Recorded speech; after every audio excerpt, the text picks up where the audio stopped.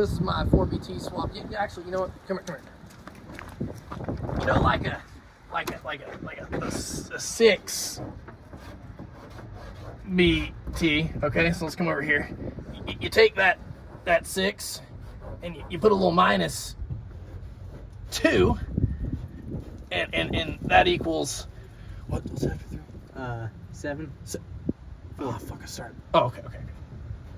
4, but then it be titties. Mm-hmm. Okay, so we're gonna start with the pros of why they're good. That's one of the pros, actually. Mm-hmm. You can write that in your book. No, for real though, this is just a 6 BT minus 2 cylinders. So almost all the parts are compatible. The only parts that are not completely exactly the same is the crankshaft, the block, obviously, cylinder head, obviously, and depending on which injection pump you have, the injection pump, some of them are actually the same.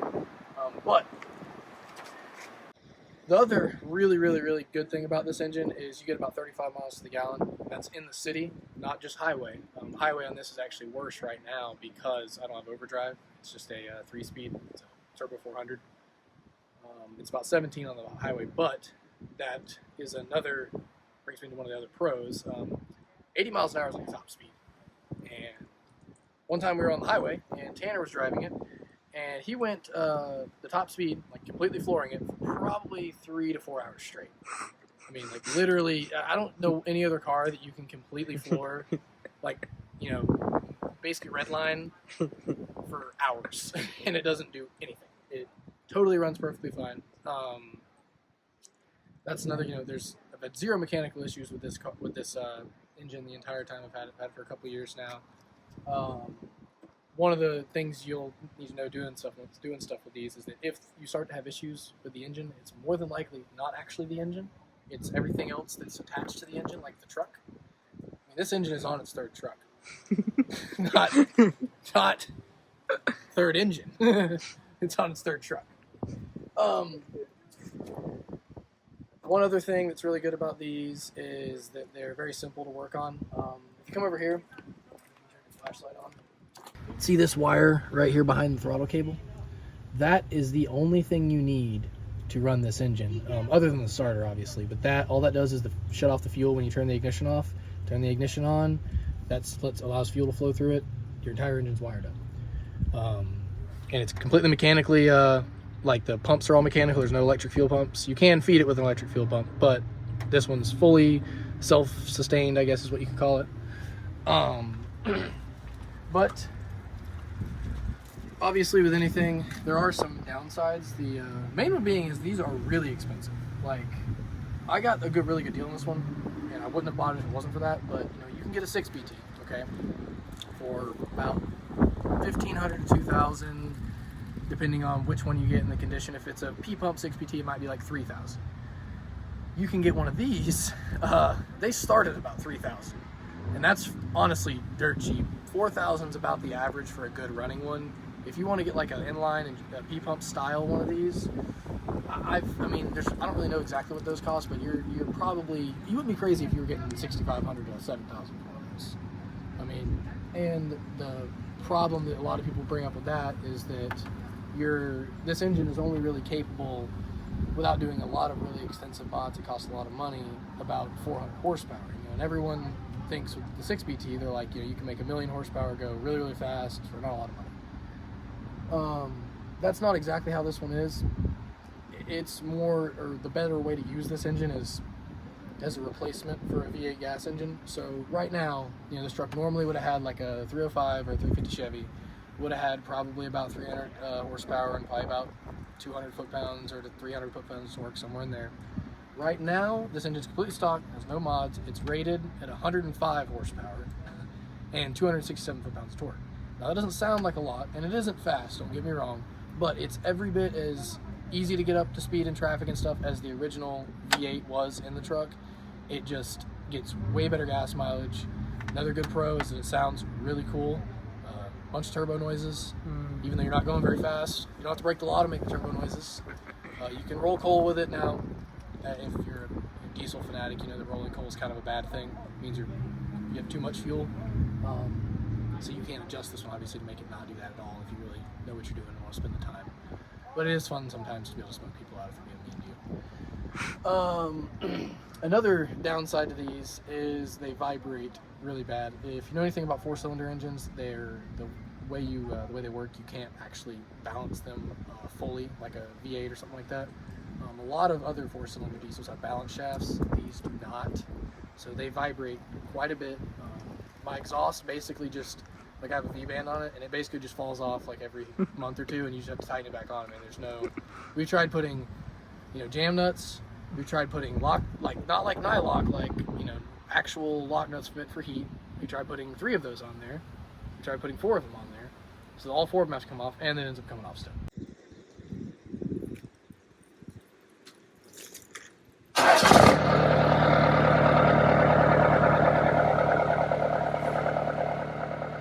Alright, so it's a little bit loud, I know. You know, some people, they'll put a quarter or a nickel on their engine, and that means that it really runs smooth. That guy, you can't even put it sideways.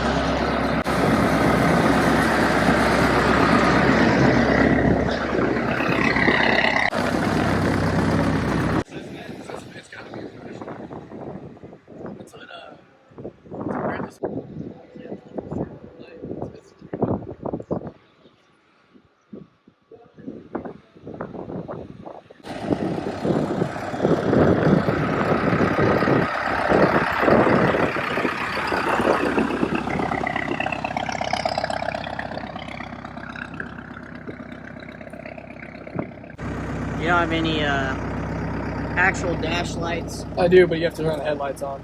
Well, wait, hold on a second. Turn them on and off a few times and kind of fuck with it. They were just on like 5 seconds ago. Hold on, it'll do it. Give her a second. She's warming up. Good, come back. It'll be perfect. I'm not kidding you. Well, we'll see if we Hold can on, get it wait. again. You want? I'm gonna go under your scale here.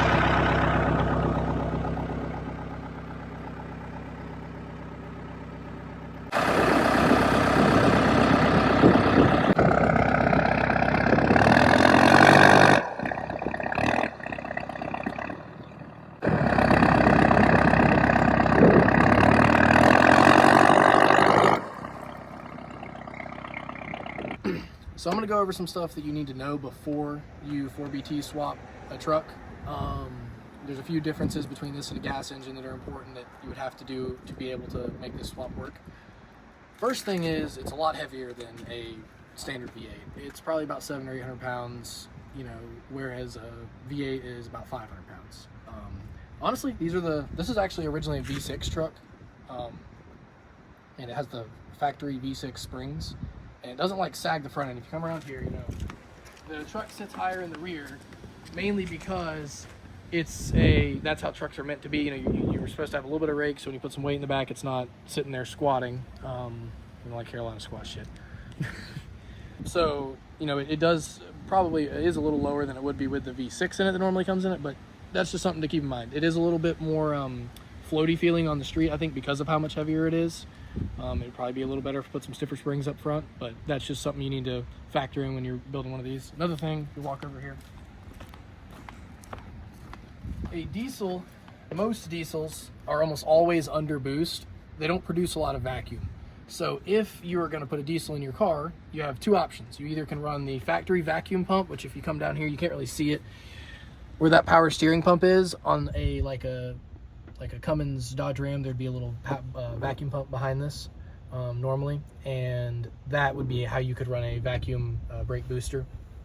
If you come back up here, you can run a vacuum brake booster off of that. Personally, I don't recommend that just because those vacuum pumps tend to go out and they're really expensive to rebuild.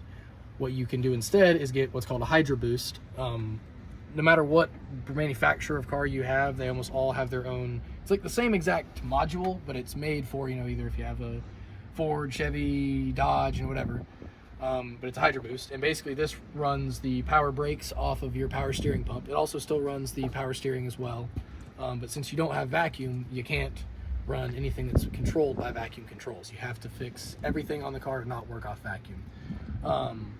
Another thing that you got to think about is your transmission. That's one thing that falls under that category still, but most transmissions have a vacuum control solenoid on them that basically controls kick down. When you're driving a gas car and you floor it, it downshifts. This transmission, because of the way it's set up, does not. Now, from what I understand, there are, mine's just a stock Turbo 400 that someone kind of jerry-rigged to work with this engine. They have like a manually adjustable area where the vacuum control valve would be. So it just basically shifts, that sets how hard it shifts and when it shifts. It just does that at a certain set time and doesn't change. There are, like I said, some things you can do to make it shift more correctly. This works perfectly fine, but if you have an electronically controlled transmission, that'd probably be a little better. Or like if you have some 700R4s are what's called throttle valve cable, where that same valve that would control the downshifts is just done by the throttle cable itself. So that's another thing to consider when you're picking transmissions. Honestly, if I had it my way, I would have rather this been a manual. I think that makes everything easier because, this engine's all mechanical, manual transmissions are all mechanical. It'd be, nice and reliable and simple, but if you're gonna go automatic, that's something you need to consider. Another really important thing to have coming here, let me get my keys so I can turn it on. Another really important thing to have for any diesel swap, especially a 4BT swap, is this gauge right here. It's called a pyrometer, and what it does is it measures exhaust gas temperature. What exhaust gas temperature has to do with diesels is that tells you how your engine's running. If it's running rich, it's running lean, and if you have like an injector stick open. On a diesel, if you have an injector stick open for very, very long, not very long, it can melt the top of your piston and basically cause you to have to rebuild your entire engine. If this pyrometer all of a sudden spikes on me, I know I can shut my engine off and save it. If I didn't have this gauge, I really wouldn't be able to tell that my engine's trying to kill itself. So it really helps. Another thing is sometimes when you're pulling really heavy loads with this engine, it works harder, puts more fuel in it, and it tends to make the exhaust gas temperature go higher. Most people say that Cummins can handle 1200 degrees all day long, no problem, but you don't want to go a ton above 1200 for very long. So if you were driving down the road and for some reason it started to go above, like into 1400 range where it's going to start melting your pistons, you'd never know it if you didn't have this gauge. So that's another, important reason to have one of these. This really can save you from ruining a very expensive engine. And that's one of the other things you got to think about with this is this engine is not really one, if you're wanting to go really fast, that's not what you want to do with this. You want to make this as like a replacement for a standard V8 type engine to get better gas mileage and still be able to pull the same amount of stuff. So that's how you have to consider, like when you're pulling things, it's not like you can pull a whole semi truck with this thing. You got to pull something that's reasonable. Another important thing to think about is because it is heavier, and I was talking about springs, you may want to consider upgrading your brakes. The brakes on this truck are not are just completely factory, and I kind of wish they were a little bit better. They do not stop good enough, but that is also partially to do for another thing having to do with the transmission. These engines vibrate a lot, like I said earlier, and the best way to kind of mitigate the vibration on them is to idle them a little higher than most diesels idle at. This engine idles at like 700 RPM because I've set it to that. If you let it idle down at like 400 to 500 like most do, it vibrates like really bad. Like it like will rattle your teeth out. So when I idle it up that high, it tries to get up on the torque converter essentially. You kind of actually need a higher stall torque converter than you would think with an engine like this. This is like a stock torque converter that came behind one of these engines in like a bread truck. So because this truck's a lot lighter than a bread truck, it tries to push through the converter. I would probably need to get like a 1400 or 1600 stall in a truck like this. It's about 5,000 to 6,000 pounds with 342 rear gears to make it actually drive a little more normal. I just don't want to go to the trouble of taking it apart right now because it works. Another thing, which I think most people should know this, but the guy that swapped this before me didn't evidently. When you convert a car to diesel and the fuel pump is on the engine, go ahead and take out the factory EFI fuel pump, because when I first originally got this car, he was pulling diesel through the electric fuel pump that was already in the car. That was actually the fueling issue that I was talking about earlier that I was having. Is, you know, like I said, I didn't ever have any issues with the actual engine. It was the person that built the car. And so, you know, that's another thing. You got to make sure you redo your fuel system, which I feel like should be a duh, but to some people I guess it isn't. Don't leave the factory EFI gasoline fuel pump in your tank not running. It's just a restriction. Yeah, it's like you breathe this entire engine through like a coffee straw. It doesn't work. I tried it, trust me. All right, so we're back by the engine. There's a few other things I want to talk about. One thing that's a good point is the radiator for one of these engines. You really don't need that bad to the bone of radiator. This is the factory V6 radiator, and it stays like, it'll go to up to 180 and then drop to like 160. Up to 180 and then drop to 160. It's these engines don't run that hot, so if you look, actually come over here. Look at the fan shroud and see how much there's such a huge gap between the fan and the fan shroud. Still cools just fine. You know, it doesn't ever overheat, so you don't need a whole lot for radiators. Don't be, put a lot of money into that for when you're swapping one. Another big important thing, come over here by the injection pump. So if you look at this one, you kind of see the shape of it. This is what's called a VE pump. It has the delivery valves or the hoses or metal tubes coming out the very rear of the pump. What that means is that it's a Gen 1 engine, and these pumps, depending on who you talk to, are capable of 200 horsepower. Some people say 400 horsepower. The general consensus is they're closer to 200 horsepower if you put some mods into them. And the engines that have VE pumps on them, if they're good running condition, are worth between, I would say, as low as 2. That'd be a really good deal. As high as 4,500-ish. That'd be, full retail. There is what's called a inline pump engine. Now the inline pump, we'll put a picture of it on the screen, has the tubes coming out of the top of the pump. Some people also call them a P pump. That's because the part number for them is a P7100. But anyway, it has hoses coming out of the top, or fuel lines coming out of the top of it, and they run across. Those engines are worth a little more money. They can make a lot more power. Those pumps can produce a lot more fuel out of them. And therefore they're worth a lot more money. You don't have to do as many mods. And if you ever wanted to swap a engine like this over, come over here. If you ever want to swap an engine like this over to a P pump, you have to swap this entire front timing cover. It's a really big pain. So it's not like if you buy a VE pump, you can just buy the P pump and swap it. You're kind of committed. That's why you want to, before you buy your engine to swap it, know which one you want and get that engine. Because like if I was to swap this one, it'd probably cost me almost $2,000 to swap to the pump that I want. Like the pump itself's $1,800. The little accessories to do it is like $200, and then it'd probably take me a couple days worth of labor. So it's not like a weekend thing. Other wary thing you need to know about these engines is there is another type of inline injection pump called an A pump. You can do some research. There's extremely subtle exterior differences to those pumps. You really can't tell just by glancing at it. They look the same as a P pump, but those pumps are not capable as nearly as much power as a P pump, and they are not worth as much money because of that. So you don't want to think you found yourself a P pump engine and pay like $4,000, think you got a good deal, and then realize that it's an A pump. That's almost happened to me a couple times. But what I did to find out what pump it is you look right here, side of the engine. There's a cover or a plate that tells you all the different information about the engine. Somewhere on here, I don't know exactly where it is. There's a serial number. You call Cummins and you tell them the serial number. They'll be able to tell you exactly what pump is in the engine, exactly how much the engine's rated for, any information, anything about parts you need to know.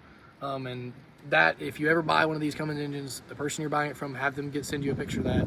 If they won't send you a picture of that, I probably wouldn't buy it. But